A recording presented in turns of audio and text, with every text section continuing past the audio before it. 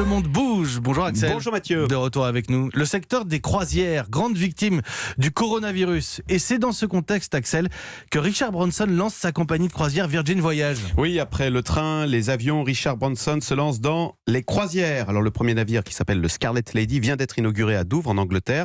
C'est un paquebot de 3700 passagers. Première croisière prévue en avril prochain à Pâques. Alors effectivement, on ne peut pas dire que cette fois le milliardaire ait eu le sens du timing, car je pose la question: qui a envie de réserver pour passer ses vacances dans une croisière après avoir vu les images épouvantables du Diamond Princess, une croisière qui tourne au cauchemar au large du Japon avec 3700 passagers à bord, mise en quarantaine, la plus grande quarantaine de l'histoire maritime. La plus grande quarantaine de l'histoire maritime. 3700 personnes en quarantaine. On ne sait pas comment s'est propagé le virus. Certains craignent que ce soit par le système d'aération. Vous savez, dans un espace aussi confiné, il y a eu 630 personnes infectées, 3 morts. C'est évidemment ravageur en termes d'image pour les croisiéristes. Et donc les réservations sont en chute libre. On a les chiffres ? Alors les compagnies refusent de communiquer sur des chiffres précis, mais reconnaissent qu'effectivement les réservations sont en berne. Récemment, le New York Times faisait état d'une baisse des réservations de 10 à 15%, avec bien sûr des chutes bien plus prononcées en Asie, et on peut craindre maintenant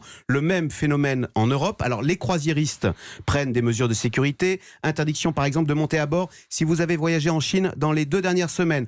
Prise de température obligatoire avant d'embarquer. Bon, enfin, vous reconnaissez-le, tout ça n'est pas très festif, très vacances, et à l'opposé de ce que recherchent les croisiéristes, la tranquillité et la sécurité dans un espace clos et sécurisé.